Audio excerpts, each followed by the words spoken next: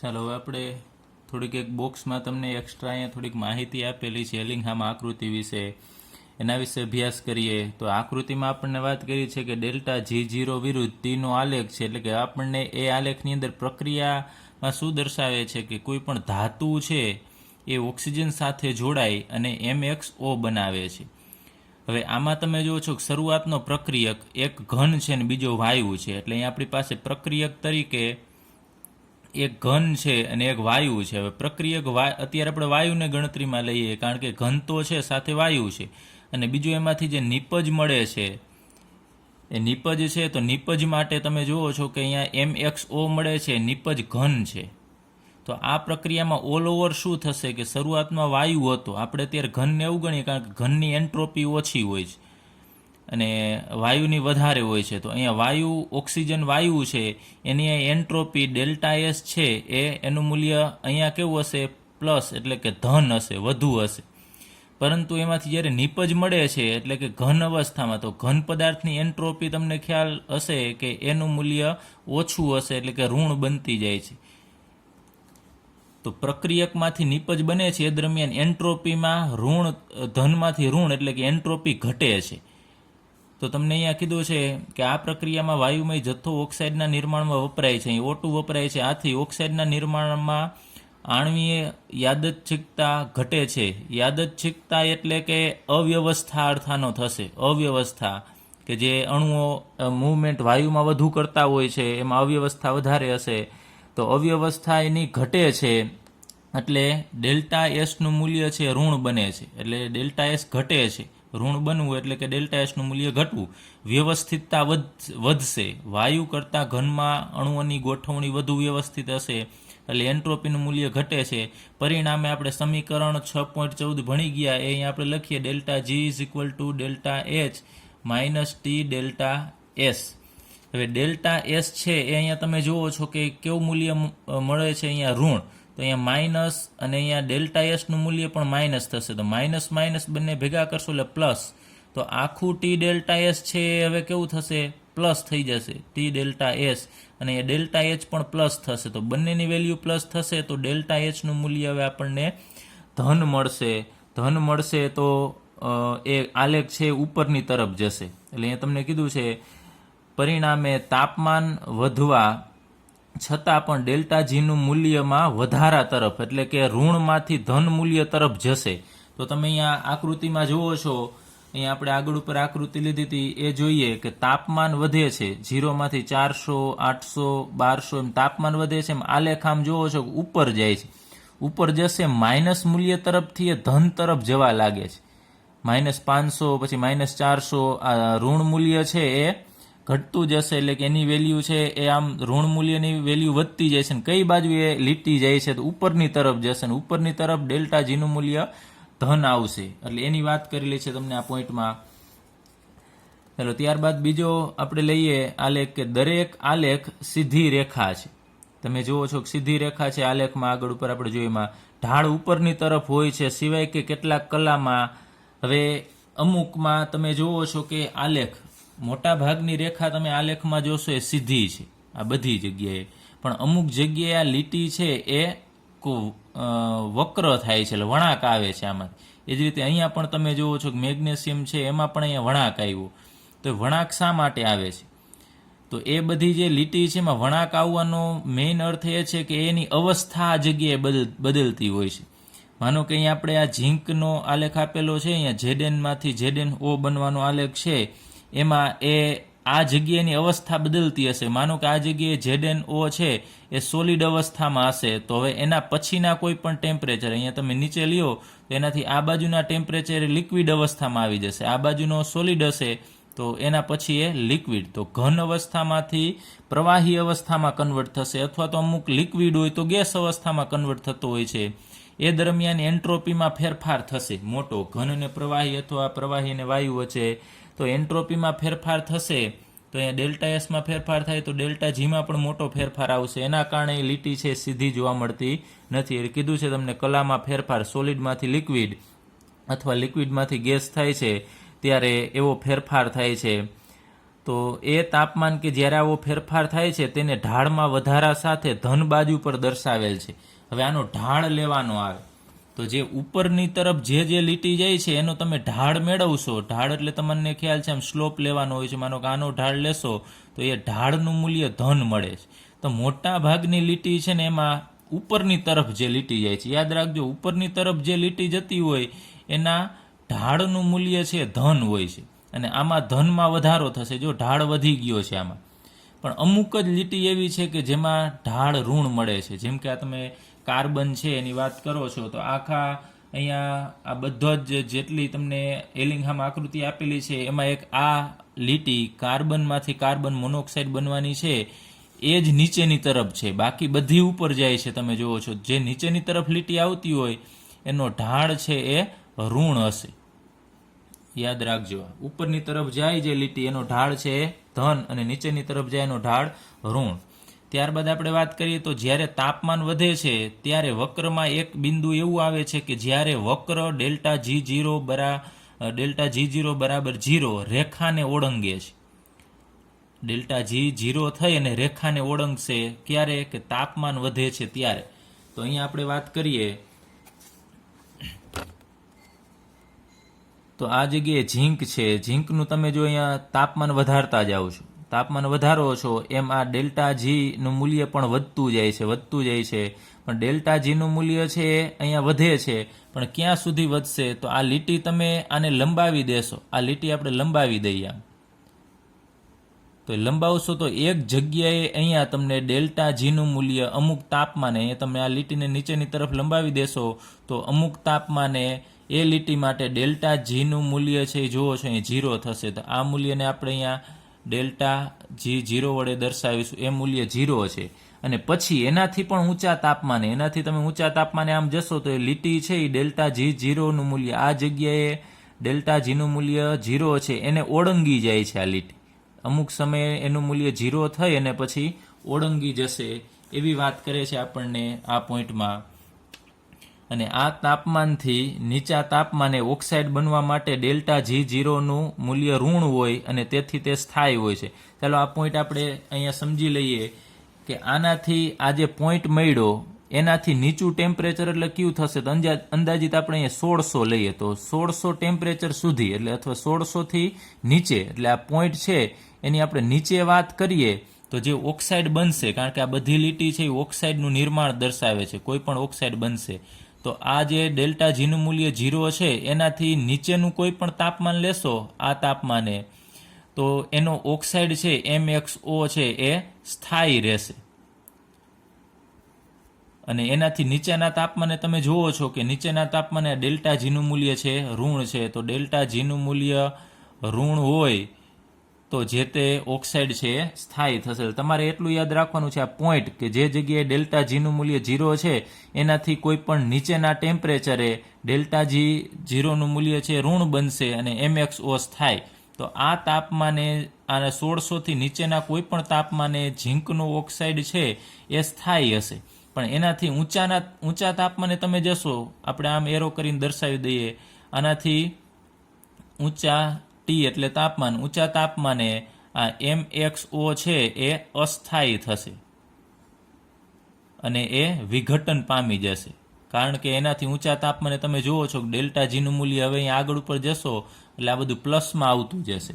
તો એનાથી ઊંચા તાપમાને અહીંયા ડેલ્ટા G0 છે એ ધન મૂલ્ય મળે છે.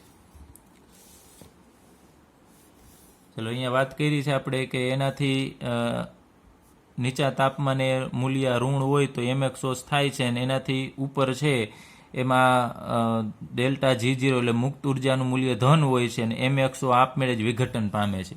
તો આ આલેખ આખો જે એલિંગહામ આકૃતિનો છે એ ઓક્સાઇડના નિર્માણ માટેનો છે. એ જ રીતે સલ્ફાઇડ અને હેલાઇડ સંયોજનો માટે પણ આ જ રીતે આપણે આલેખ તૈયાર કરી શકીએ છીએ. એના ઉપરથી એક એવું તારણ નીકળે છે કે MXS એનું રિડક્શન શા માટે મુશ્કેલ છે. આગળ ઉપર આપણે કીધું હતું કે ઓક્સાઇડનું રિડક્શન સરળ છે જ્યારે સલ્ફાઇડનું રિડક્શન મુશ્કેલ છે.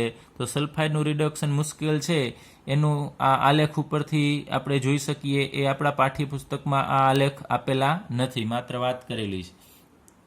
ત્યારબાદ અહીંયા એલિંગહામ આકૃતિ છે એની તમને અમુક મર્યાદા આપેલી છે. આપણે મર્યાદા ટૂંકમાં જોઈ લઈએ તો આ આકૃતિ છે એ આપણે આગળ ઉપર વાત કરી એમ શેની માહિતી આપે છે કે તમારે કયો રિડક્શન કરતા પ્રક્રિયક છે વાપરવો એટલું જ સૂચવે છે. એટલે પ્રક્રિયા થશે કે નહીં એ કીધું છે, પ્રક્રિયા શક્ય છે કે નહીં એટલું જ આ આલેખ સૂચવે છે. પરંતુ આ પ્રક્રિયા માટેની ગતિકી વિશે કોઈ માહિતી આપતું નથી. જુઓ છો તમે કે ગતિકી એટલે એની સ્પીડ, કેટલી ઝડપથી પ્રક્રિયા થશે એ પણ મહત્વનું છે. પ્રક્રિયા થાય પરંતુ માનો કે ઘણી બધી વાર લાગે, પ્રક્રિયા થવા માટે મહિના, 2 મહિના, 1 વર્ષ લાગી જાય તો એ પ્રક્રિયા નો આપણે વ્યવહારિક રીતે ઉપયોગ કરી શકતા નથી, કારણ કે સમય વધુ હોવાથી પ્રોડક્શન ઘટી જાય. તો ગતિકી વિશે કોઈ આ એલિંગહામ આકૃતિ છે માહિતી આપતું નથી એવી આપણને વાત કરેલી છે. ત્યારબાદ એના પછીના પોઈન્ટમાં કીધું છે કે ડેલ્ટા G0નું મૂલ્ય આપણે આ સૂત્ર ભણી ગયા એમાં કે ઉપર આધારિત છે, અને કે છે એ સંતુલન અચળાંક છે. તો પ્રક્રિયકો અને નિપજો જ્યારે સંતુલનમાં હોય ત્યારે જ આપણે કેનું મૂલ્ય મેળવી શકીએ અને એના ઉપરથી ડેલ્ટા G0 છે મળી શકે છે. તો આ હંમેશા સાચું હોતું નથી, કારણ કે પ્રક્રિયક અથવા નિપજ છે એ ઘન પદાર્થ પણ હોઈ શકે છે. અને બીજું કે ઔદ્યોગિક પ્રક્રમમાં, એટલે ઔદ્યોગિક પ્રક્રિયા જ્યારે થતી હોય છે ત્યારે એમાં પ્રક્રિયકો અને નિપજો છે એ બહુ જ ઓછા સમય માટે સંપર્કમાં આવતા હોય છે. પછી એને આપણે એમાંથી પ્રક્રિયામાંથી દૂર કરી લેવાના હોય છે. એટલે આ અમુક જે પોઈન્ટ છે એ એલિંગહામ આકૃતિની મર્યાદા છે, પરંતુ એનો ઉપયોગ ઘણો બધો થાય છે, કારણ કે એના ઉપયોગિતા વધારે છે. તમારે કોઈ પણ કંપની નાખવી હોય અને કોઈ પણ ધાતુ છે એના ઓક્સાઇડનું ધાતુમાં રિડક્શન કરવું હોય તો કયો રિડક્શન કરતા છે એનો ઉપયોગ કરવો એ આ એલિંગહામ આકૃતિની મદદથી આપણે નક્કી કરી શકીએ છીએ. ચાલો હવે આપણે પાઠ્યપુસ્તકનો કોયડો 6.1 ગણીએ. આમ તો એ ગણવાનું નથી, એમ પ્રશ્ન ટાઈપ આ કોયડો આપેલો છે આપણને. એમાં કીધું છે કે મેગ્નેશિયમ એલ્યુમિનાનું, એલ્યુમિના એટલે Al2O3, મેગ્નેશિયમ ધાતુ છે એ એલ્યુમિનાનું રિડક્શન કરે તેવી શરતો સૂચવો. કઈ કન્ડિશનમાં મેગ્નેશિયમ છે એ એલ્યુમિનાનું રિડક્શન કરી શકશે અને એ એલ્યુમિનામાંથી આપણને એલ્યુમિનિયમ મળી શકે એવી આપણે શરત સૂચવવાની છે. તો આપણે એના ઉકેલ માટે બે આપણે એલિંગહામ આકૃતિ છે એની મદદથી આ બે આપણે રેખા ભણી ગયા હતા. એક એલ્યુમિનિયમમાંથી એલ્યુમિના બનવાની અને મેગ્નેશિયમમાંથી મેગ્નેશિયમનો ઓક્સાઇડ બનવાની. આ બંને 4/3Al પ્લસ O2 અને એમાંથી બનશે 2/3Al2O3 અને 2 મોલ મેગ્નેશિયમ 1 મોલ ઓક્સિજન સાથે જોડાઈને 2 મોલ MgO મળે છે. આ બે જુદી જુદી રેખા છે એ આપણે અહીંયા ફરીથી આલેખમાં જોઈએ. અહીંયા કીધું છે આજ તમને પ્રક્રિયા આપેલી છે. એલ્યુમિનિયમમાંથી Al2O3 બને છે એ રેખા અને બીજી Mgમાંથી MgO બને છે. આ બંને રેખા છે એની વાત કરેલી છે આપણને. તો એ મેગ્નેશિયમ છે એ એલ્યુમિનાનું રિડક્શન કરી શકશે, એટલે Al2O3માંથી. તો પ્રક્રિયા કેવી થાય એના પહેલાં આપણે એ જોઈએ. તો આ બંનેનો તમે સરવાળો કરશો તો સરવાળો ડાયરેક્ટલી નહીં થાય, તમને ખ્યાલ છે. આને ઉલટાવી પડશે આ પ્રક્રિયાને. આ પ્રક્રિયા છે ને ઉલટાવી નાખવાની. તો આપણે અહીંયા ઉલટાવીએ આ પ્રક્રિયાને તો 2/3Al2O3 એમાંથી આપણને મળશે 4/3Al પ્લસ O2. એટલે આનું જે ડેલ્ટા G0નું મૂલ્ય છે એ પણ તમને ખ્યાલ છે બદલાવતા ધન થઈ જશે, પ્લસ થશે. આ મૂલ્ય એમનેમ રહેશે 2 મોલ Mg પ્લસ O2 અને એમાંથી 2 મોલ MgO. તો એના ડેલ્ટા G0નું મૂલ્ય છે એ નેગેટિવ રહેશે, પણ આનું મૂલ્ય વધુ ઋણ હશે. હવે આ બંનેનો સરવાળો કરવાનો તો અહીંયા ઓક્સિજન છે ઉડી જશે. આ બાજુ શું વધશે તો 2/3Al2O3 જે અહીંયા આપેલું છે તમને. ત્યારબાદ બીજું 2 મોલ Mg. પછી આ બાજુએ શું આપેલું છે તો 2 મોલ MgO આપેલા છે અને 4/3 એલ્યુમિનિયમ. એટલે આ બંનેનો સરવાળો કરશો એટલે તમને આ પ્રક્રિયા મળશે. પણ ડાયરેક્ટલી તમે સરવાળો કરી નાખશો તો આ પ્રક્રિયા મળવાની નથી, કારણ કે એક જે ઓક્સાઇડ જેના ઓક્સાઇડનું આપણે રિડક્શન કરવાનું છે એ પ્રક્રિયાને આપણે ઉલટાવી પડશે, નહીતર તો બંને ઓક્સાઇડના જ નિર્માણ છે. એટલે બેમાંથી એક પ્રક્રિયાને તમારે ઉલટાવી પડે. જે ઓક્સાઇડનું રિડક્શન કરવાનું છે ને એ શરૂઆતમાં આવવો જોઈએ. તો એ એલ્યુમિના છે અહીંયા જો નિપજ તરીકે છે, આપણે અહીંયા પ્રક્રિયક તરીકે લેવાનું. એટલે આને ઉલટાવી અને પછી તમે સરવાળો કરશો ને તો તમને આ પ્રક્રિયા મળશે. હવે આનું મૂલ્ય છે એ ઋણ મળવું જોઈએ, નેગેટિવ, ડેલ્ટા G0. તો એ ડેલ્ટા G0 છે એ મૂલ્ય તમને નેગેટિવ ક્યારે મળશે? તો કીધું છે આકૃતિ 6.4માં એ તરીકે ચિહ્નિત કરેલ છે, એટલે કે પ્રતિછેદન બિંદુએ પ્રક્રિયા માટે ડેલ્ટા G0 શૂન્ય હોય. કઈ જગ્યાએ શૂન્ય હોય? તો જ્યાં એ આપેલો છે એ ત્યાં મૂલ્ય શૂન્ય હશે. આપણે આલેખમાં જોઈએ અહીંયા તો આ બંને Mg અને એલ્યુમિનિયમ માટે આ પ્રતિછેદન બિંદુ છે. એ પ્રતિછેદન બિંદુ એ ડેલ્ટા G0 નું મૂલ્ય 0. તો તેનાથી ઋણ મૂલ્ય કઈ બાજુ હશે? તો આ બાજુનો ભાગ પ્રતિછેદન બિંદુ છે એનાથી કોઈ પણ નીચા ટેમ્પરેચરે, આ બાજુ તમે કોઈ પણ તાપમાને પ્રક્રિયા કરશો તો ડેલ્ટા G0 નું મૂલ્ય છે એ આપણને ઋણ મળશે. તો તમારે જવાબ આપવાનો છે. આગળ ઉપર આપણે વાત કરી હતી એમ કે આ પ્રતિછેદન બિંદુથી આ બાજુના ભાગે તમે જુઓ છો મેગ્નેશિયમની લાઇનિંગ નીચે છે અને એલ્યુમિનાવાળી લાઇનિંગ ઉપર છે. તો જે નીચેની લાઇનિંગ હોય એ ઉપરની ધાતુના ઓક્સાઇડનું રિડક્શન કરી શકે છે. તમારે કહેવાનું પ્રતિછેદન બિંદુ એ છે એનાથી નીચેની તરફ કોઈ પણ નીચેના ટેમ્પરેચરે મેગ્નેશિયમ છે એ એલ્યુમિનાનું રિડક્શન કરી શકશે. તો અહીંયા પણ તમને એ જ આપેલું છે કે એલ્યુમિના અને MgO વક્રના પ્રતિછેદન બિંદુ એ પ્રક્રિયા માટે ડેલ્ટા G0 શૂન્ય છે, પરંતુ આથી નીચા બિંદુએ એટલે એનાથી નીચેની તરફ મેગ્નેશિયમ એલ્યુમિનાનું રિડક્શન કરી શકે છે. એનાથી નીચા બિંદુએ એટલે આ જગ્યાએ કોઈ પણ જગ્યાએ મેગ્નેશિયમ એલ્યુમિનાનું રિડક્શન કરી શકે, પરંતુ એ બિંદુથી ઉપરની તરફ મેગ્નેશિયમ એલ્યુમિનાનું રિડક્શન કરી શકશે નહીં. તમારે ના પાડી દેવાની છે કે આ પ્રક્રિયા મેગ્નેશિયમ એલ્યુમિનાનું રિડક્શન ન કરી શકે.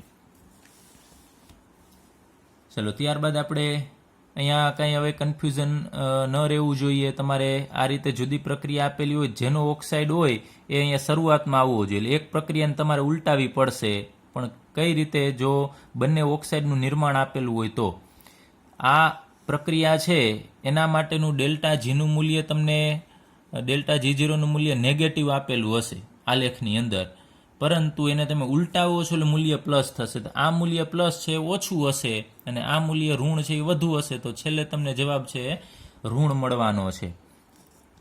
ચાલો, તો હવે એનો મતલબ કે મેગ્નેશિયમ છે એ એલ્યુમિનાનું, અહીંયા તમે જુઓ છો મેગ્નેશિયમ એલ્યુમિનાનું રિડક્શન કરી શકે છે. એલ્યુમિનાનું ઓક્સિજન મેગ્નેશિયમ મેળવી અને મેગ્નેશિયમ ઓક્સાઇડ બનાવે છે. તો એના પછીનો કોયડો કે ઉષ્માગતિકીય રીતે સુગમ હોવા છતાં એલ્યુમિનિયમની ધાતુકર્મ વિધિ પદ્ધતિમાં એલ્યુમિનિયમના રિડક્શન માટે મેગ્નેશિયમ વપરાતું નથી. શા માટે? એટલે કે મેગ્નેશિયમ એલ્યુમિનાનું રિડક્શન કરે છે ને છતાંય મેગ્નેશિયમનો ઉપયોગ કરવામાં નથી આવતો. તો આપણે કીધું કે કરી શકીએ છીએ કે Al2O3 MgO વક્રના પ્રતિછેદન બિંદુની નીચેના તાપમાને મેગ્નેશિયમ એલ્યુમિનાનું રિડક્શન કરી શકે છે. અહીં આપણે વાત કરી એમ આ પ્રતિછેદન બિંદુથી નીચેના તાપમાને કોઈ પણ તમે આ જગ્યાનું જે ટેમ્પરેચર છે એનાથી નીચેના તાપમાને કોઈ પણ જગ્યાએ મેગ્નેશિયમ છે એલ્યુમિનાનું રિડક્શન કરી શકશે, પરંતુ એનો ઉપયોગ નથી થતો. શા માટે? કીધું છે તમને કરી શકે છે, પરંતુ પ્રક્રમ બિન વ્યવહારુ છે. એટલે કે પ્રક્રિયા વ્યવહારમાં ઉપયોગમાં લઈ શકાય એવી નથી. એનું કારણ એ છે કે તમારે Al2O3 માંથી શું મેળવવું છે? તો એલ્યુમિનિયમ મેળવવો છે. એના માટે તમે કેનો ઉપયોગ કરો છો? તો મેગ્નેશિયમનો ઉપયોગ કરો છો. એટલે કે Al2O3 માંથી એલ્યુમિનિયમ બનાવવા માટે આપણે મેગ્નેશિયમ વાપરીએ છીએ Mg. તો મેગ્નેશિયમ ધાતુ આપણે લેવી પડશે. હવે મેગ્નેશિયમ ધાતુ છે એ મોંઘી છે અને એલ્યુમિનિયમ મેગ્નેશિયમ કરતાં સસ્તી છે.